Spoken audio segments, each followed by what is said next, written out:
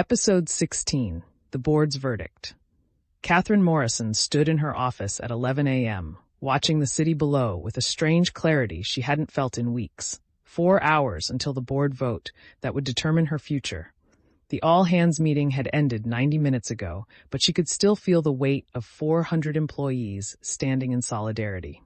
Sarah Chen appeared in the doorway, tablet in hand, looking simultaneously exhausted and energized. Stocks up 3% since video of the meeting leaked to the Journal.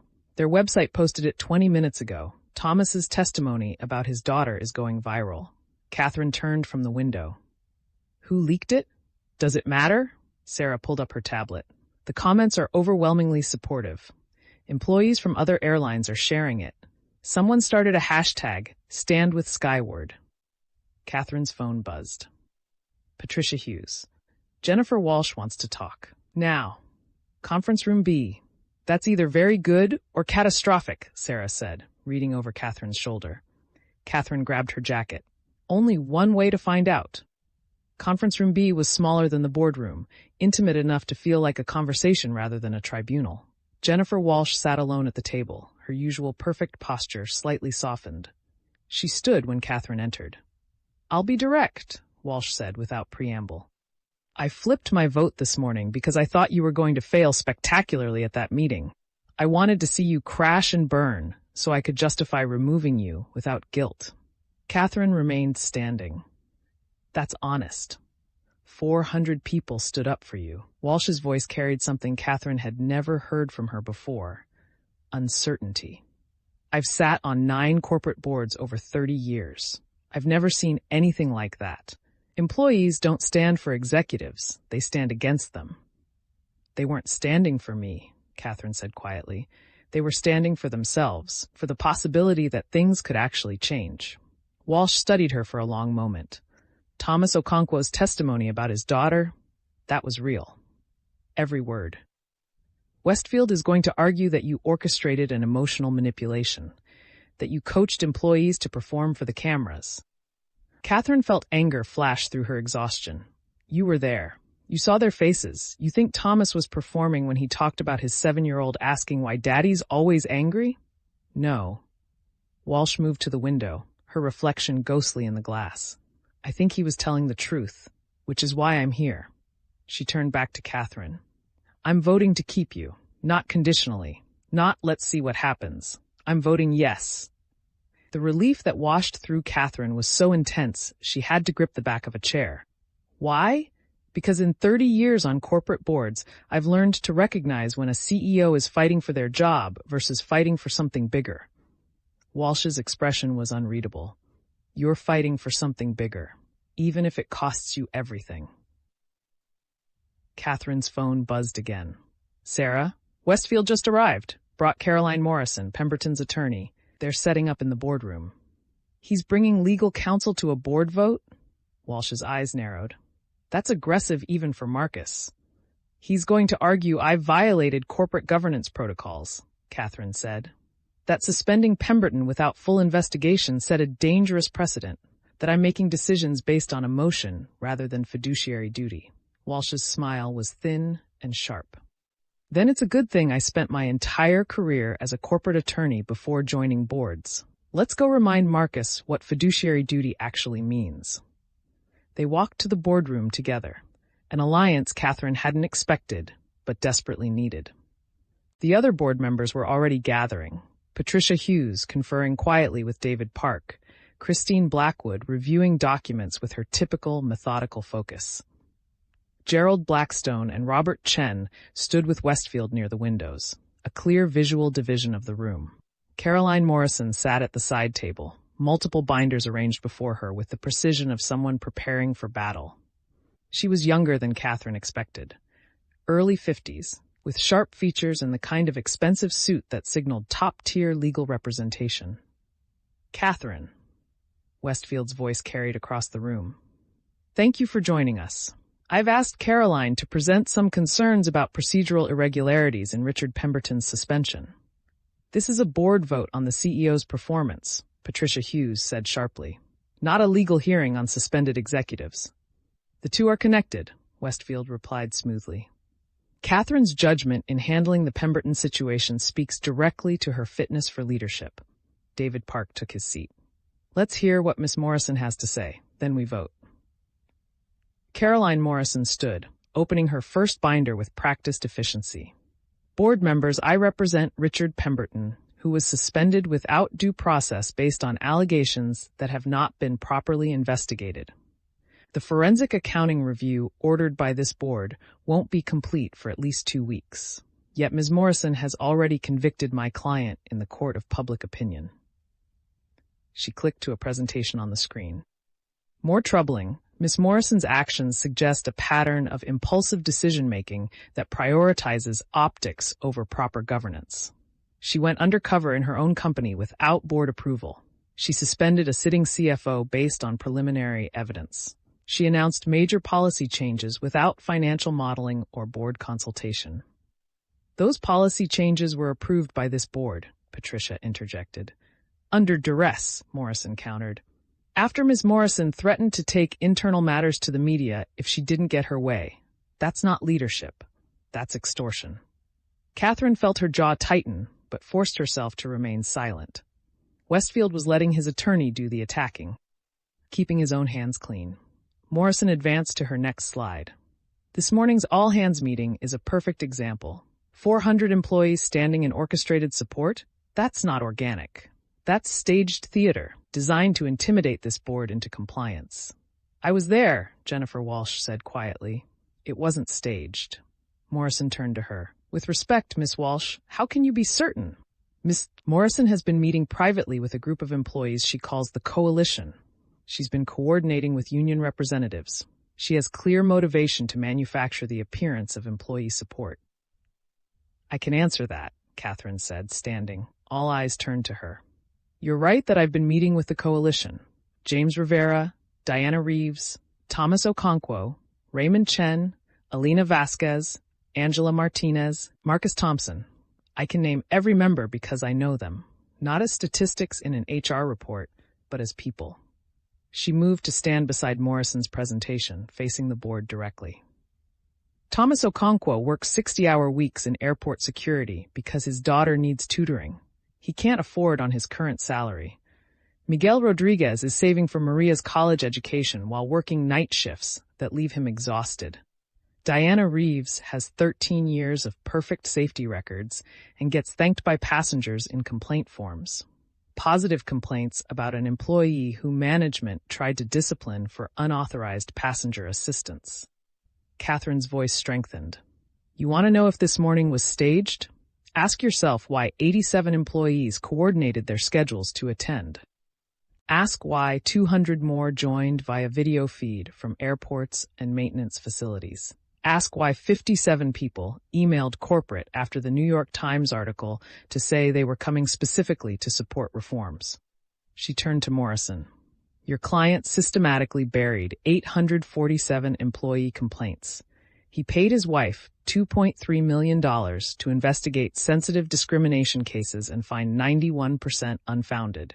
He hid EEOC settlements from this board by misclassifying them as regulatory expenses. Those aren't allegations. Those are documented facts that your own firm hasn't disputed. The forensic review, Morrison began, will take weeks, Katherine interrupted. Meanwhile, employees are finally being heard. Safety concerns are being addressed. Customers are responding positively. Our customer service call volume dropped 23% in the last week because people aren't as angry when they're treated with basic dignity. She faced the board. You want to talk about fiduciary duty? My duty is to this company's long-term health, not quarterly earnings. My duty is to our employees, our passengers, and our shareholders, in that order, because without the first two, the third doesn't matter. Christine Blackwood spoke for the first time. The stock is up 3% today. After weeks of decline, we're finally seeing positive movement. The market is responding to the all-hands video. Westfield leaned forward. A temporary bump based on emotional theater. Wait until Q3 earnings show the cost of Catherine's reforms. The reforms will cost $18 million annually, David Park said, looking at his notes. But projected savings from reduced turnover, fewer legal settlements, and improved operational efficiency total $43 million. That's a net positive of $25 million per year. Westfield's expression darkened. Those are Katherine's projections, unverified assumptions. They're conservative estimates based on industry benchmarks, Park countered. Southwest spends more per employee on benefits and training than we do. They're also consistently profitable with higher customer satisfaction. Virgin America had the highest customer loyalty scores in the industry before Alaska acquired them. JetBlue's employee retention is 40% better than ours. He closed his folder. Katherine isn't inventing a new business model. She's implementing practices that have proven successful at competitor airlines. The only question is whether we have the courage to try. Gerald Blackstone stood. This is exactly the kind of wishful thinking that destroys companies. We're betting on inspiration over data, emotion over analysis. When this fails, and it will fail, we'll have wasted millions and damaged our reputation with investors. Our reputation with investors is already damaged, Patricia Hughes said. The New York Times published an exposé about systematic discrimination. The Wall Street Journal is running a series questioning our leadership. Our stock dropped 9% before today's recovery. We're not protecting reputation, we're trying to salvage it. Westfield rose, commanding the room. Then let's salvage it properly. Katherine has had her chance. She gave a moving speech this morning. Employees stood and applauded. Very touching. But this board's responsibility is to shareholders, not to employee feelings. We need a CEO who makes decisions based on financial analysis, not moral crusades. He looked directly at Katherine. I'm calling for a vote of no confidence. All those in favor of removing Katherine Morrison as CEO, effective immediately? The silence stretched. Katherine felt her heart pounding, but kept her expression neutral. This was it. 4 hours early, but Westfield had forced the moment. Gerald Blackstone raised his hand. In favor. Robert Chen hesitated, then raised his hand. In favor. Westfield raised his own hand. In favor. 3 votes for removal. Patricia Hughes didn't hesitate. Opposed. Katherine stays. David Park met Katherine's eyes. Opposed. I want to see 30-day results. Jennifer Walsh's hand went up. Opposed. What I saw this morning was real. 4-3. Katherine's breath caught. She needed one more vote. Christine Blackwood sat perfectly still, her expression unreadable. The entire room waited. I abstain, Blackwood said finally. I need more data before making this decision. 30 days, as originally proposed. Westfield's face went rigid. An abstention means the motion fails. 4 opposed, 3 in favor. Katherine remains CEO. The relief that flooded through Katherine was so intense she had to lock her knees to stay standing. She'd survived. Barely, but she'd survived. Patricia Hughes stood. Then this meeting is adjourned. Katherine has 30 days to demonstrate measurable improvement in customer satisfaction, employee retention, and operational efficiency. We'll reconvene in 4 weeks for progress review. Westfield gathered his materials with sharp, angry movements. This board will regret this decision. When Katherine's reforms collapse and our stock plummets, remember who voted to keep her. He walked out with Blackstone and Chen, Caroline Morrison following with her binders. The door closed with decisive finality. Katherine sank into a chair, suddenly aware of how exhausted she was. 3 hours of sleep in 2 days, the most important presentation of her career. A board vote that came within 1 abstention of ending everything. You did it, Patricia said quietly, sitting beside her. Against odds, I wouldn't have bet on you did it. Christine abstained, Katherine said. That's not exactly a ringing endorsement. She abstained because she's cautious and methodical, David Park said. She wants to see results before committing. That's fair. Jennifer Walsh remained at the window. Westfield won't stop. He'll spend the next 30 days building a case for your removal. Every stumble, every delayed metric, every negative article, he'll weaponize all of it. Let him, Katherine said, finding strength she didn't know she had left. I've got 400 employees who stood up this morning. I've got a coalition fighting for real change. I've got 30 days to prove this works. She stood, steadier now. And I've got nothing left to lose except my integrity. Westfield can take my job, but he can't make me stop fighting for what's right. Patricia smiled. That's the Katherine Morrison I voted for. Katherine's phone buzzed. Heard you survived. Coalition meeting tonight, 7 p.m., my place. Time to plan implementation. Another text from Miguel Rodriguez. Maria wants to show you her Mars project. Says you promised. Tomorrow morning, okay? A third text. Entire flight crew watched the board vote on break room TV. We're with you. Let's do this. Katherine looked at the messages, then at the board members who'd stood with her. 30 days to transform a company. 30 days to prove that treating people with dignity wasn't just morally right, but financially sound. 30 days to show that corporations could be profitable and humane. I need to make some calls, she said, starting with thanking every employee who stood up this morning. Sarah appeared in the doorway. I have a list. 637 people attended in person or via video. I've got contact information for all of them. Then let's start at the top, Katherine said. We've got work to do. As the board members filed out, Patricia paused at the door. Katherine, 4 votes to 3. That's not a comfortable margin. Don't waste it. I won't, Katherine promised. 30 days. We're going to show them what real change looks like. Patricia nodded and left. Katherine stood alone in the boardroom, looking at the table where she'd just fought for her professional life. The late afternoon sun slanted through the windows, casting long shadows across the polished wood. Her phone buzzed again. Thomas Okonkwo. My daughter saw the video. She asked if the lady CEO is going to make it so I don't come home angry anymore. I told her we're working on it. Don't make me a liar. Katherine felt tears prick her eyes, but blinked them away. No time for crying, time for action. She walked out of the boardroom toward her office, already mentally cataloging the next steps. Call every employee who attended this morning. Meet with the coalition tonight. Review implementation plans with department heads. Schedule weekly progress meetings. Set up metrics tracking. Coordinate with Sarah on communication strategy. 30 days to save a company. 30 days to prove that doing the right thing could also be the profitable thing. 30 days to show that leadership meant serving the people who did the actual work, not just the shareholders who owned the stock. As Katherine reached her office, she found Sarah already there with coffee and a massive project board covered in sticky notes.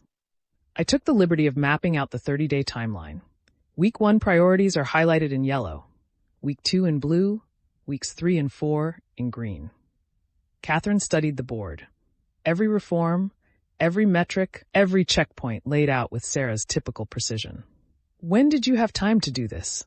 During the board meeting. I figured you'd either need it or I'd have to pack up your office. This seemed more optimistic. Katherine laughed, the sound surprising her. You're terrifying. You know that? I prefer remarkably efficient. Sarah handed her the coffee.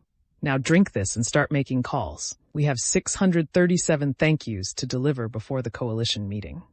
Katherine took the coffee, looking at the project board, the list of employees, the 30-day timeline stretching before her like a tightrope over a canyon. One misstep, and she'd fall. One failed metric, and Westfield would pounce. One broken promise, and the employees who'd stood for her this morning would lose faith. But she'd survived. Against impossible odds, with the board divided and her enemies mobilized, she'd survived. 4 votes to 3 with 1 abstention. Narrow as a knife's edge, but enough. Let's get to work, Katherine said, setting down her coffee and picking up her phone. Starting with Thomas Okonkwo. His daughter deserves to have a father who comes home happy. As she dialed the first number, Katherine Morrison felt something she hadn't experienced in weeks. Hope. Not the naive optimism of someone who didn't understand the odds, but the determined hope of someone who'd looked at impossible challenges and decided to fight anyway. 30 days. She could do a lot in 30 days. She had to. Thanks for watching our stories. Don't forget to like and subscribe for more epic adventures. Thanks for watching our stories. Don't forget to like and subscribe for more epic adventures.